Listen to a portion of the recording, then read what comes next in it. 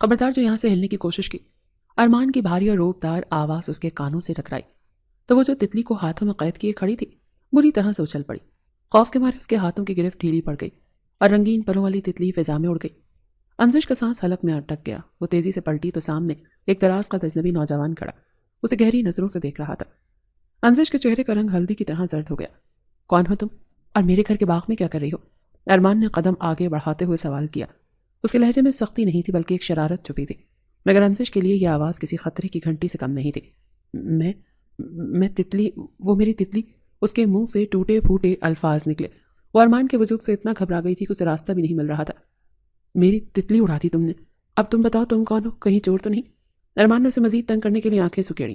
انزش کی آنکھوں میں آنسو تیرنے لگے۔ نہیں، میں چور نہیں ہوں، میں جا رہی ہوں۔ وہ یہ کہتے ہوئے وہاں سے بھاگی۔ ارمان نے ہنستے ہوئے اسے پکارا، ارے رکو تو صحیح، میں تو مذاق کر رہا تھا۔ آدھا شیشہ تو لوگ کہیں گے تمہاری وجہ سے میری تتلی اڑ گئی۔ لیکن انزش نے پلٹ کر نہیں دیکھا۔ وہ ہوا کے دوش پر اڑتی ہوئی گھر کے اندرونی حصے کی طرف بھاگ گئی تھی۔ ارمان وہیں کھڑا مسکراتا رہا۔ عجیب ڈرپوک لڑکی تھی۔ خیر چھوڑو۔ اس نے کاندھے اچکا کر اپنا بیگ اٹھا کر لاؤنج کی طرف بڑھ گیا۔ 7 سال بعد وہ لندن سے اپنی تعلیم مکمل کر کے لوٹا تھا۔ گھر میں داخل ہوتے ہی ملازموں نے اس کا استقبال کیا، لیکن اس کی نظریں اپنی ماں کو ڈھونڈ رہی تھی۔ بیگم سریا کچن سے ہدایات دے کر نکل رہی تھی کہ سامنے بیٹے کو دیکھ کر ٹھٹک گئی۔ ارمان، تم آ گئے؟ تم نے فون کیوں نہیں کیا؟ ہم تمہیں ایئرپورٹ لینے آ جاتے۔ ارمان نے ماں کو گلے لگایا۔ میں آپ کو سرپرائز دینا چاہتا تھا ممی۔ کیسی ہیں آپ؟ اور ڈیڈ کہاں ہیں؟ ڈیڈ تو آفس میں ہے، شام کو آئیں گے۔ تم آؤ بیٹھو، میں تمہارے لیے کچھ لاتی ہوں۔ ارمان صوفے پر بیٹھ گیا، لیکن اس کے ذہن میں ابھی تک وہ باغ والی لڑکی گھوم رہی تھی۔ ممی ایک بات تو بتائیں، ہمارے گھر میں کوئی مہمان آئے ہوئے ہیں کیا آج کل؟ نہیں تو کوئی مہمان نہیں ہے۔ کیوں، خیریت؟ ارمان نے پیشانی مسلی۔ تو پھر وہ لڑکی کون تھی جو ابھی باغ میں تتلیاں پکڑ رہی تھی؟ میں نے اس سے بات کرنے کی کوشش کی تو وہ مجھے دیکھ کر ایسے بھاگی جیسے میں کوئی جن بھوت ہوں۔ بیگم سریا کے لبوں پر مسکراہٹ پھیل گئی۔ اچھا تو تم انزش سے ملے ہو؟ انزش؟ ارمان حیرت سے اچھل پڑا۔ کیا وہ انزش تھی؟ ہماری پھپھو کی بیٹی؟ مگر وہ تو اتنی سی تھی، دبلی پتلی کالی سی۔ یہ اتنی حسین لڑکی انزش کیسے ہو سکتی ہے؟ بیگم سریا نے لاڈ سے بیٹے کے سر پر ہاتھ پھیرا۔ 7 سال بہت ہوتے ہیں ارمان، بچیاں بڑی ہو جاتی ہیں اور انزش تو ویسے بھی اب ماشاءاللہ پورے گھر کی ذمہ داری سنبھالتی ہے۔ ارمان خاموش ہو گیا۔ اس کے ذہن کے پردے پر ماضی کی تصویریں چلنے لگی۔ انزش کا نام سنتے ہی اس کے اندر ایک عجیب سا غصہ اور چڑچڑت ابھری تھی جو بچپن سے اس کے دل میں بیٹھی ہوئی تھی۔ اسے یاد آیا وہ دن جب وہ 12 سال کا تھا۔ انزش کے والدین کی حادثاتی موت ہو چکی تھی اور وہ یتیم ہو کر ان کے گھر آ گئی تھی۔ وہ ہر وقت گمسم رہتی تھی۔ ارمان کو اس کا وہ منحوس چہرہ کبھی پسند نہیں آیا تھا۔ ایک دوپہر ارمان اپنے کمرے میں آیا تو اس کا خون کھول اٹھا۔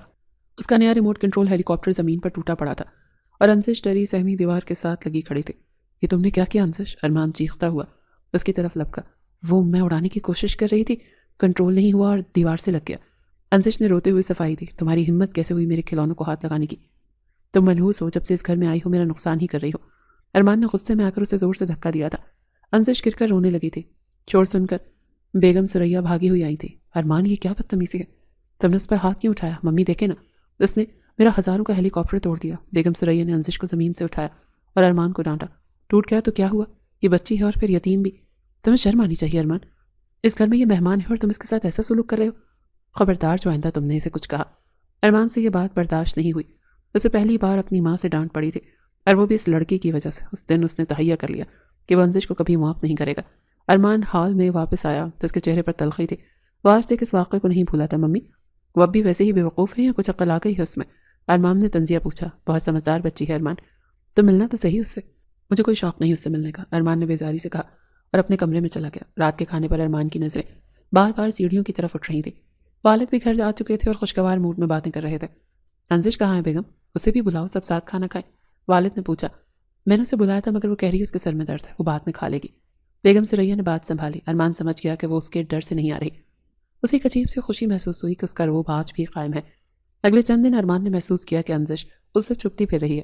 جب بھی وہ لاؤنج میں آتا وہ کچن میں گھس جاتی، اگر وہ باغ میں ہوتا تو وہ کمرے سے باہر نہ نکلتی۔ ایک شام ارمان اپنے دوستوں کے ساتھ فون پر بات کر رہا تھا، جسے ماضی کا ایک اور واقعہ یاد آ گیا۔ وہ میٹرک میں تھا اور انزش شاید 5ویں جماعت میں۔ اس نے اپنے دوستوں کو کمبائنڈ اسٹڈی کے لیے بلایا تھا۔ ملازمہ چھٹی پر تھی۔ انزش ہمارے لیے چائے بنا کر کمرے میں لاؤ، ارمان نے حکم دیا۔ انزش خاموشی سے چلی گئی۔ جب وہ چائے لے کر آئی تو ارمان اور اس کے دوست سگریٹ پی رہے تھے۔ سب لڑکے ایک ہی سگریٹ کا کش باری باری لگا رہے تھے۔ انزش کو دیکھتے ہی سب ہڑبڑا گئے۔ ارمان نے انزش کو بازو سے پکڑ کر روکا۔ ادھر سنو، یہ جو تم نے دیکھا ہے نا، اگر باہر جا کر کسی کو بتایا تو مجھ سے برا کوئی نہیں ہوگا، سمجھی تم؟ انزش نے خوفزدہ ہو کر سر ہلایا۔ جاؤ اب۔ انزش کمرے سے نکلی تو سامنے ارمان کے والد کھڑے تھے۔ انزش کے چہرے کی ہوائیاں اڑی ہوئی تھیں۔ کیا ہوا بیٹی، خیریت تو ہے؟ تم کانپ کیوں رہی ہو؟ والد نے شفقت سے پوچھا۔ अंजिश की ज़बान गुम हो गई। वो कुछ न बोली, लेकिन उसका चेहरा सब कुछ बता रहा था। वालिद को शक गुजरा तो वो सीधे अरमान के कमरे में पहुंच गए। वहाँ धुएं के बादल और लड़के सिगरेट छुपाने की कोशिश कर रहे थे। अरमान के वालिद ने आगे बढ़कर अरमान के मुंह पर एक ज़ोरदार थप्पड़ मारा। ये करतूत है तुम्हारे? पढ़ाई के बहाने ये सब करते हो और इस मासूम बच्चे को धमकाते हो? अगर अंजिश का खौफजदा चेहरा न देखता तो मुझे तो कभी पता ही न चलता। वालिद ने सब दोस्तों को घर से निकाल दिया। अरमान गाल पर हाथ रखे गुस्से से उबल रहा था।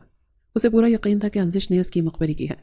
मैं तुम्हें छोड़ूंगा नहीं अंजिश, मैं तुमसे इस थप्पड़ का बदला ज़रूर लूंगा। अरमान ने उस रात अंजिश को धमकी दी थी। हालांकि अंजिश ने एक लफ्ज़ नहीं कहा था, मगर अरमान की अना को जो चोट लगी थी वो अंजिश को ही उसका जिम्मेदार समझता था। अब 7 साल बाद भी अरमान को वो थप्पड़ याद था। वो अपने कमरे की खिड़की में खड़ा सिगरेट सुलगा रहा था जब उसकी नज़र बाग में पड़ी। बारिश शुरू हो चुकी थी। बाग में अंजिश खड़ी थी। वो बारिश के कतरों को अपने वजूद पर गिरता महसूस कर रही थी। वो अपनी ही धुन में मगन झूम रही थी। उसे दुनिया की कोई खबर नहीं थी। अरमान की नज़रें उस पर जम गई। ये लड़की वाकई अजीब है, कभी डर कर भाग जाती है और कभी ऐसी बेपरवाह हो जाती है। अरमान ने सिगरेट एस्ट्रे में मसला और नीचे जाने का फैसला किया। वो आहिस्ता से चलता हुआ लाउंज के दरवाजे तक आया। बारिश तेज़ हो रही थी। अंजिश का लिबास भीग चुका था और वो किसी बच्चे की तरह खुश हो रही थी। अरमान खामोशी से वहीं खड़ा उसे देखता रहा। उसे यह मंजर बहुत हसीन लगा। पता नहीं कितनी देर वो उसे देखता रहा। अचानक अंजिश की नज़र शीशे के दरवाजे के उस पार खड़े अरमान पर पड़ी। उसकी हंसी वहीं रुक गई। वो एकदम सहम गई। अरमान ने दरवाज़ा खोला। अंदर आ जाओ, बीमार हो जाओगी, उसने स्पार्ट लहजे में कहा। अंजिश भीगी बिल्ली की तरह सर झुकाकर तेजी से अंदर आई और उसके पास से गुजरने लगी। अरमान ने देखा कि वो कांप रही है। तुम मुझसे इतना डरती क्यों? अरमान ने अचानक उसका रास्ता रोका तो अंजिश वहीं जम गई। नहीं तो मैं नहीं डरती, उसकी आवाज़ लड़खड़ा रही थी। झूठ मत बोलो, तुम्हारी आंखें बता रही हैं कि तुम मुझसे खौफजदा हो। क्या तुम्हें लगता है कि मैं अब भी वही पुराना अरमान हूँ जो तुम्हें तंग करेगा? अंजिश ने नज़रें उठाकर उसे देखा। उसकी आंखों में वाकई खौफ था। उसे लग रहा था कि अरमान अभी पुराने खातों का हिसाब मांगेगा। मुझे जाने दे, उसने बमुश्किल कहा। अरमान ने रास्ता छोड़ दिया। जाओ, लेकिन याद रखना अंजिश, मैं वो अरमान नहीं हूँ जिसे तुम जानती थी। मैं बदल चुका हूँ, मगर शायद तुम वहीं खड़ी हो। अंजिश भागती हुई सीढ़ियाँ चढ़ गई। अरमान उसे जाते हुए देखता रहा। उसे समझ नहीं आ रहा था कि उस लड़की के दिल से अपना खौफ कैसे निकाले। ये खौफ था या कुछ और? अरमान को अब अंजिश में दिलचस्पी महसूस होने लगी थी। उसे नहीं मालूम था कि अंजिश के दिल में क्या चल रहा है। अंजिश कमरे में आकर शीशे के सामने खड़ी हो गई। वो बुरी तरह से कांप रही थी। ये फिर से मुझे डराने की कोशिश कर रहे हैं। ये बदला लेना चाहते हैं। ये मौका ढूंढ रहे हैं कि कब मुझे अकेला पाकर पुराना हिसाब चुकाएं। अंजिश की सोच वहीं अटकी हुई थी जहां अरमान उसे 7 साल पहले छोड़कर गया था। अगले रोज नाश्ते की मेज़ पर अरमान जानबूझकर देर से पहुंचा। वो देखना चाहता था कि अंजिश वहां मौजूद है या नहीं। अंजिश नाश्ता लगा रही थी। अरमान को देखते ही वो किचन में जाने लगी। अंजिश बैठो, नाश्ता करो, बेगम सुरैया ने उसे रोका। पुप्पो मैंने कर लिया, मुझे कॉलेज के लिए देर हो रही है, उसने बहाना बनाया। कोई बात नहीं, मैं तुम्हें ड्रॉप कर दूंगा, अरमान ने लुकमा तोड़ते हुए इत्मीनान से कहा। अंजिश के हाथ से प्लेट छूटते छूटते बची। नहीं, मैं वैन पर चली जाऊंगी, उसने फौरन इनकार किया। मैंने कहा ना मैं छोड़ दूंगा, बहस मत करो। अरमान के लहजे में वही पुराना हुक्म था। अंजिश का दिल डूबने लगा। बेगम सुरैया ने भी तायद की। हाँ बेटा, चले जाओ अरमान के साथ, वैन के धक्के क्यों खाओगे? अंजिश के पास इनकार की गुंजाइश नहीं बची थी। वो खामोशी से बाहर गाड़ी में जाकर बैठ गई। पूरा रास्ता गाड़ी में खामोशी छाई रही। अरमान ड्राइविंग करते हुए कनखियों से उसे देख रहा था।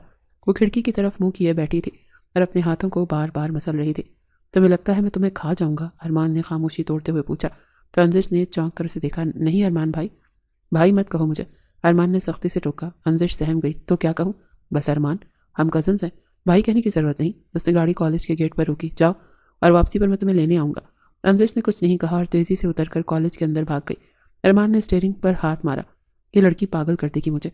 आखिर मसला क्या है इसके साथ? अरमान को गुस्सा भी आ रहा था और उसकी मासूमियत पर प्यार भी। उसे एहसास नहीं था कि ये छोटी छोटी नोक झोंक उसे किस रास्ते पर लेकर जा रही है। वो जैसे सताने के मंसूबे बनाता था, अब उसे सिर्फ देखने के बहाने ढूंढने लगा। घर की फिजा में एक अजीब सी खामोशी थी। बारिश वाली रात के बाद अंजिश ने खुद को अपने कमरे तक महदूद कर लिया था, मगर किस्मत को कुछ और ही मंजूर था। दोपहर के वक्त बेगम सुरैया लाउंज में बैठी कुछ हिसाब किताब कर रही थी जब उन्होंने अंजिश को वहां से गुजरते देखा। अंजिश जरा रुको, बेगम सुरैया ने उसे पुकारा। अंजिश के कदम वहीं जम गए। जी पुप्पो, जाओ ऊपर जाकर अरमान को बुला लाओ, मुझे उससे कुछ ज़रूरी बात करनी है। मैंने मुलाजमा को भेजा था मगर वो शायद वॉशरूम में था, उसने सुना नहीं। तुम जाकर बुला लाओ। अंजिश का दिल ज़ोरों से धड़का। अरमान के कमरे में जाना इसके लिए शेर की कछाड़ में जाने के मुतरादिफ था। पुप्पो, मैं मुलाजमा को दोबारा भेज देती हूँ, उसने कतराना चाहा। क्यों?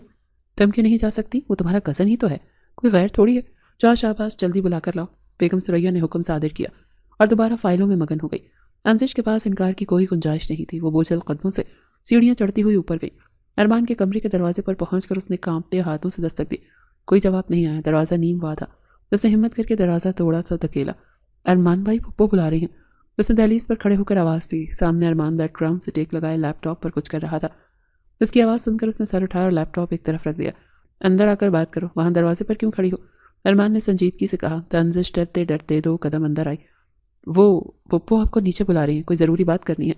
پیغام پہنچاتے ہی وہ پلٹنے لگی تو ارمان کی آواز نے اسے روک لیا۔ 1 منٹ رکو۔ انزش وہیں رک گئی۔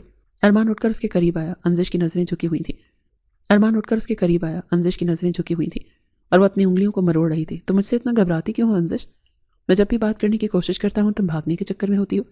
اس کے لہجے میں استفسار تھا۔ انزش نے ہمت کر کے ہلکی آواز میں جواب دیا۔ آپ غصے سے بات کرتے ہیں نا؟ یہ کہہ کر اس نے نظر اٹھائی تو ارمان اسے ہی دیکھ رہا تھا۔ اس کے جواب پر ارمان کے لبوں پر ایک دلکش سی مسکراہٹ ابھری۔ اس نے قدم مزید اس کی طرف بڑھایا۔ اچھا تو تمہیں میرا غصہ پسند نہیں ہے؟ تو تم کہو تو پیار کر لیتا ہوں۔ یہ جملہ انزش پر بجلی بن کر گرا۔ اس کا چہرہ سرخ ہو گیا اور دل کی دھڑکن بے ترتیب ہو گئی۔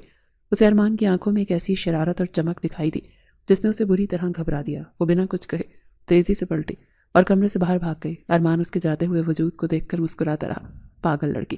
اس نے بالوں میں ہاتھ پھیرا اور نیچے لاؤنج کی طرف چل دیا۔ نیچے پہنچا تو بیگم ثریا اسی کا انتظار کر رہی تھی۔ آؤ ارمان، میں تمہارا ہی انتظار کر رہی تھی۔ بیٹھو ارمان۔ صوفے پر بیٹھ گیا۔ جی ممی خیریت؟ انزش کہہ رہی تھی کوئی ضروری بات ہے؟ ہاں بیٹا ضروری بات ہے۔ دیکھو اب تم ماشاءاللہ سیٹل ہو گئے ہو، تعلیم بھی مکمل ہو گئی ہے۔ اب میں چاہتی ہوں کہ تمہاری شادی کر دوں۔ ارمان چونکا۔ شادی؟ ابھی؟ ہاں تو اور کب؟ میں نے تمہارے لیے ایک بہت اچھی لڑکی پسند کی ہے۔ میری دوست کی بیٹی ہے سارا، بہت امیر گھرانہ ہے اور لڑکی خود گرین کارڈ ہولڈر ہے، لندن میں ہی رہتی ہے۔ تمہارے لیے بہت آسانی ہوگی اور ہمارا بزنس بھی ان کے ساتھ مل کر مزید پھیلے گا۔ بیگم ثریا نے بڑے جوش و خروش سے تفصیلات بتائیں۔ انہیں یقین تھا کہ ارمان اتنا شاندار رشتے پر فوراً سے ہاں کر دے گا، لیکن ارمان کے چہرے کے تاثرات نہیں بدلے۔ وہ کچھ دیر خاموش رہا، پھر سپاٹ لہجے میں بولا، میں اس لڑکی سے شادی نہیں کر سکتا ماما۔ لیکن ثریا کی مسکراہٹ غائب ہو گئی۔ کیا مطلب نہیں کر سکتے؟ تم جانتے بھی ہو وہ لوگ کتنے بڑے اسٹیٹس کے مالک ہیں۔ ایسا رشتہ چراغ لے کر ڈھونڈنے سے بھی نہیں ملتا۔ آخر وجہ کیا ہے انکار کی؟ وجہ یہ ہے کہ مجھے کوئی اور پسند ہے۔ ارمان نے بنا تمہید کے دھماکہ کیا۔ بیگم ثریا حیرت سے اسے دیکھنے لگی۔ کوئی اور؟ کون ہے وہ؟ کیا لندن میں کوئی لڑکی پسند کر لی ہے تم نے؟ نہیں لندن میں نہیں، وہ اسی گھر میں ہے۔ ارمان نے ٹھہر کر کہا، مجھے انزش اچھی لگتی ہے اور میں اسی سے شادی کروں گا۔ یہ سننا تھا کہ بیگم ثریا کے ماتھے پر بل پڑ گئے۔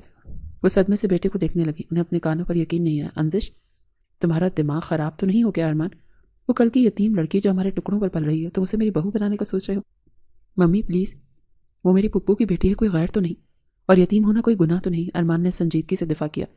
ہوگا گناہ نہیں، لیکن میں اپنے اکلوتے بیٹی کی شادی اس لڑکی سے ہرگز نہیں کروں گی جس کے پاس نہ دولت ہے نہ کوئی اسٹیٹس۔ میرا حلقہ احباب کیا کہے گا کہ ثریا نے بیٹی کی شادی اپنی یتیم بھتیجی سے کر دی جسے وہ اپنے گھر میں ملازمہ کی طرح رکھتی تھی۔ بیگم ثریا کا پارا چڑھ گیا تھا۔ وہ انزش کو گھر کی ذمہ داریاں سنبھالنے والی ایک مفت کی ملازمہ ہی تو سمجھتی تھی جسے بہو بنانے کا انہوں نے خواب میں بھی نہیں سوچا تھا۔ دیکھیں ممی، مجھے ان باتوں سے کوئی فرق نہیں پڑتا، مجھے انزش پسند ہے اور میری خوشی اسی میں ہے۔ جب مجھے اعتراض نہیں تو آپ کو بھی نہیں ہونا چاہیے۔ ارمان نے حتمی لہجے میں فیصلہ سنایا اور اٹھ کر کھڑا ہوا۔ یہ شادی نہیں ہو سکتی ارمان، میں کبھی اجازت نہیں دوں گی۔ بیگم ثریا پیچھے سے چلائیں، لیکن ارمان سنے بغیر گھر سے باہر نکل گیا۔ بیگم ثریا تو سر پکڑ کر بیٹھ گئی۔ انہیں شدید پریشانی لاحق ہو گئی تھی۔ بیٹا ہاتھ سے نکلتا ہوا دکھائی دے رہا تھا۔ وہ جانتی تھی کہ ارمان ضدی ہے اور اگر وہ کسی بات پر اڑ جائے تو اسے منوانا مشکل ہے۔ انزش تو گھر کی ہی لڑکی تھی، وہ بھی یتیم، بھلا جہیز میں کیا ہی لا سکتی تھی۔ بیگم ثریا کو اپنی عزت بہت پیاری تھی۔ وہ اپنی دوستوں میں فخر سے بتاتی تھی کہ جب وہ بہو لائیں گی تو دنیا دیکھے گی۔ اگر انزش بہو بن گئی تو ان کی ساری ناک اونچی نہیں رہے گی بلکہ دنیا ان پر تھو تھو کرے گی۔ نہیں، میں ایسا ہرگز نہیں دوں گی، مجھے جلد از جلد کچھ کرنا ہوگا۔ انہوں نے فوراً فون اٹھایا اور رشتے کروانے والی خاتون کو کال ملائی۔ وہ ارمان سے الجھنا نہیں چاہتی تھی بلکہ وہ مسئلے کو جڑ کو ہی ختم کر دینا چاہتی تھی۔ شام تک سارا انتظام ہو چکا تھا۔ بیگم ثریا نے انزش کو کچن میں بلایا۔ وہ برتن دھو رہی تھی۔ انزش کام چھوڑو اور جا کر تیار ہو جاؤ۔ انزش نے حیرت سے مڑ کر دیکھا۔ کہیں جانا ہے کیا پپو؟ نہیں، کہیں جانا نہیں ہے، شام کو تمہیں دیکھنے کے لیے کچھ مہمان آ رہے ہیں۔ میں نے تمہارے لیے ایک بہت اچھا رشتہ دیکھا ہے۔ انزش کے ہاتھوں سے صابن پھسل گیا۔ میرا رشتہ؟ ہاں تمہارا رشتہ، تم اب بڑی ہو گئی ہو اور یہ میری ذمہ داری ہے کہ تمہارا گھر بسا دوں۔ لڑکا شریف ہے، بس تم جا کر اچھا سا سوٹ پہن لو اور مہمانوں کے سامنے تمیز سے پیش آنا۔ انزش کو کوئی اعتراض نہیں ہوا بلکہ اس کے دل میں ایک امید جاگی، اگر اس کی شادی ہو گئی تو وہ اس گھر سے اور سب سے بڑھ کر ارمان کے خوف سے آزاد ہو جائے گی۔ اسے لگا شاید اللہ نے اس کی سن لی۔ جی پپو، میں ابھی تیار ہوتی ہوں۔ وہ خوشی خوشی اپنے کمرے میں گئی۔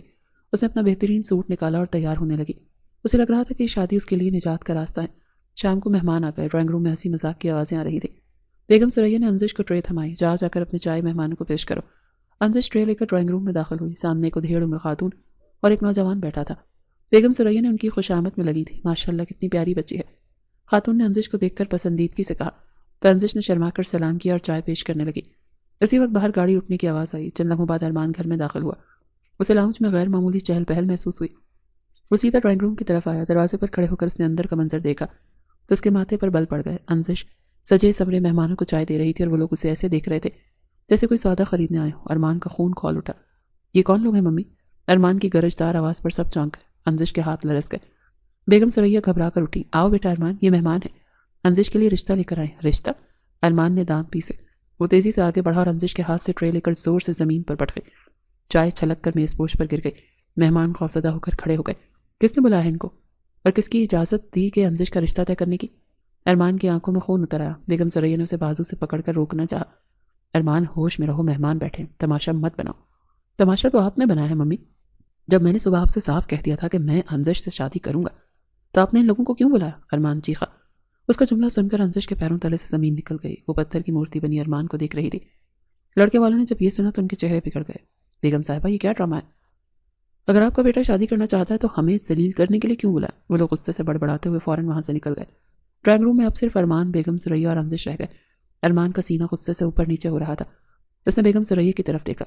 आइंदा अगर आपने अंजिश के लिए किसी को बुलाया तो मुझसे बुरा और कोई नहीं होगा, ये सिर्फ मेरी है। अंजिश को लगा कि उसका दम घुट जाएगा। अरमान के मुंह से शादी का ऐलान सुनकर तो उसके आसान खता हो गए थे। वो खौफ और सदमे की कैफियत में थी। बेगम सुरैया भी अब फट पड़ी। हरगिज़ नहीं, बस मनहूस लड़की को कभी अपनी बहू नहीं बनाऊंगी। इसने ज़रूर तुम पर कोई जादू किया है, अपने हुस्न के जाल में फंसाया है। बस करें। अंजिश ने मुझे कुछ नहीं कहा, यह मेरा फैसला है। अरमान ने माँ की बात काटी। तुम्हें मेरी लाश पर से गुजरना होगा। मैं भी जाकर इसका दिमाग ठिकाने लगाती हूँ। बेगम सुरैया गुस्से में अंजिश के कमरे की तरफ लपकी। अरमान उनके पीछे गया। दरवाज़ा खोलो अंजिश। बेगम सुरैया ने जोर जोर से दरवाज़ा पीटा। अंजिश अंदर बिस्तर पर औंधे मुंह लेटी रो रही थी। बाहर निकलो, तुमने मेरे बेटे को वरगलाया। तुम चाहती हो कि इस घर की मालकिन बन जाओ, लेकिन याद रखना मैं ऐसा हरगिज़ नहीं होने दूंगी। मम्मी, वो दरवाज़ा नहीं खोलेगी, आप नीचे जाएं। अरमान ने माँ को हटाना चाहा मगर वो मुसलसल दरवाज़ा पीट रही थी।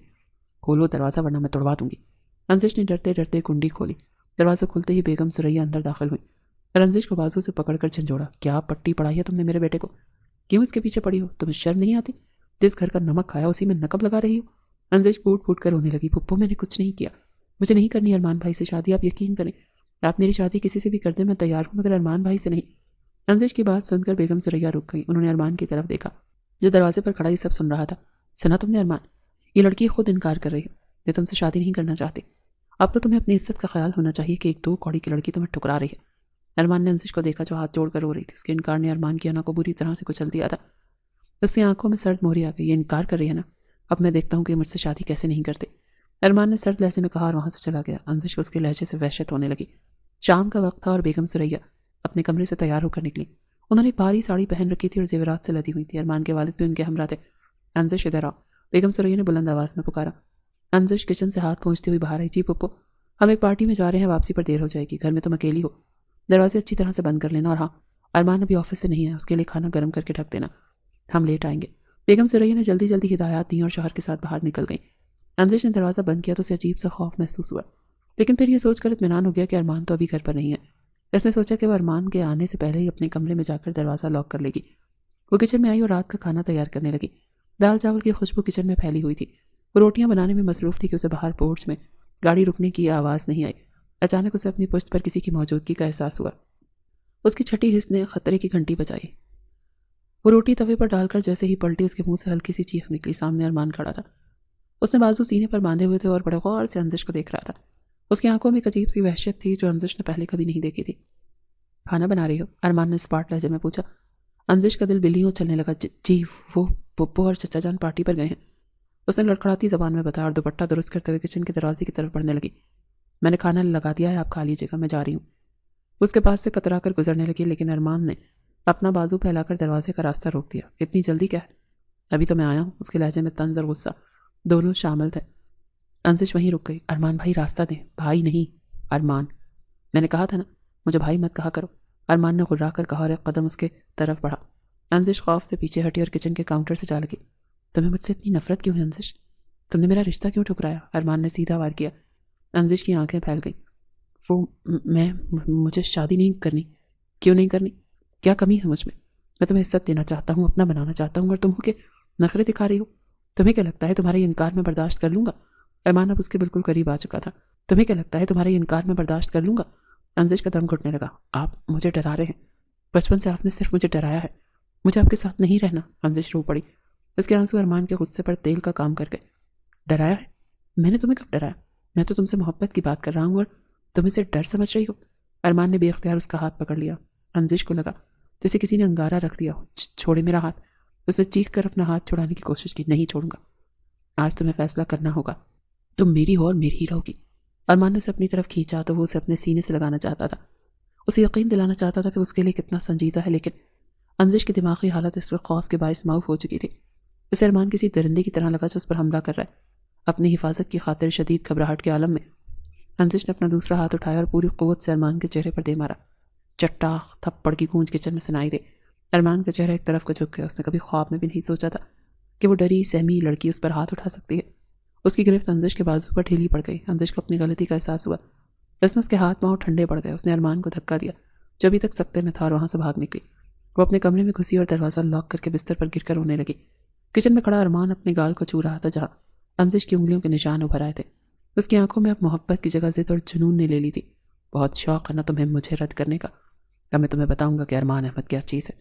تم نے شرافت کی زبان نہیں سمجھی، اب جو ہوگا اس کی ذمہ دار تم خود ہوگی۔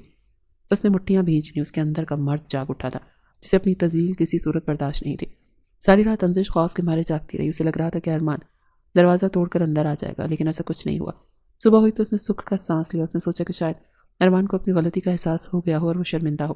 وہ جلدی جلدی تیار ہوئی تاکہ کالج جا سکے۔ وہ ارمان کا سامنا کرنے کی بھی ہمت نہیں کر رہی تھی۔ وہ دبے قدموں سیڑھیاں اتری۔ لاؤنج خالی تھا۔ اسے لگا راستہ صاف ہے۔ وہ گیٹ کی طرف بڑھی۔ جیسے ہی وہ گیٹ سے باہر نکلی ارمان کی گاڑی اس کے راستے میں آ رکی۔ انزش کا دل حلق میں آ گیا۔ اس سے پہلے کہ وہ پیچھے مڑتی ارمان گاڑی سے اترا۔ اس کے چہرے پر وہی کل والی سنجیدگی تھی۔ گاڑی میں بیٹھو، اس نے حکم دیا۔ نہیں، میں خود چلی جاؤں گی، انزش نے پیچھے ہٹتے ہوئے کہا۔ ارمان نے اس کی کلائی تھامی اور اسے سختی سے گاڑی کی اگلی سیٹ پر دھکیل دیا۔ میں نے کہا بیٹھو، تماشا مت بناؤ گلی میں۔ اس نے اتنی زور سے دروازہ بند کیا کہ انزش سہم گئی۔ ارمان ڈرائیونگ سیٹ پر بیٹھا اور گاڑی کو پوری رفتار سے دوڑا دیا۔ ہم کہاں جا رہے ہیں؟ یہ کالج کا راستہ تو نہیں ہے، انزش نے خوفزدہ ہو کر پوچھا۔ چپ چاپ بیٹھی رہو، جہاں جا رہے ہیں وہاں پہنچ کر پتہ چل جائے گا۔ ارمان نے اسے گھور کر خاموش کروا دیا۔ انزش روتی رہی، منتیں کرتی رہی کہ اسے گھر چھوڑ دیں، لیکن ارمان نے ایک نہ سنی۔ آدھے گھنٹے بعد گاڑی شہر کے ایک فلیٹ کے باہر رکی۔ ارمان اسے بازو سے پکڑ کر اوپر لے گیا۔ فلیٹ کے اندر ایک مولوی صاحب اور 2 گواہ پہلے سے موجود تھے۔ انزش یہ منظر دیکھ کر سمجھ گئی کہ ارمان کیا کرنے والا ہے۔ نہیں ارمان، یہ نہیں ہو سکتا، آپ زبردستی نہیں کر سکتے، وہ چیخی تھی۔ ارمان اسے ایک کمرے میں لے گیا اور 2 ٹوک الفاظ میں کہا، دیکھو انزش، شرافت سے نکاح نامے پر دستخط کر دو۔ اگر تم نے ڈرامہ کیا یا انکار کیا تو یاد رکھنا میں وہ کروں گا جو تم سوچ بھی نہیں سکتی۔ میرے پاس تمہارے لیے کوئی اور راستہ نہیں بچے گا۔ اس نے انزش کو اس طرح سے دھمکایا کہ معصوم لڑکی کی روح کام گئی۔ اسے لگا کہ اگر اس نے انکار کیا تو ارمان اسے یہیں قید کر دے گا یا شاید مار دے گا۔ باہر مولوی صاحب نے نکاح پڑھانا شروع کیا۔ انزش کے آنسو مسلسل بہہ رہے تھے۔ جب اس کی باری آئی تو ارمان نے اس کے کان میں سرگوشی کی۔ ہاں کہو ورنہ، انزش نے ہچکیوں کے درمیان قبول ہے کہا۔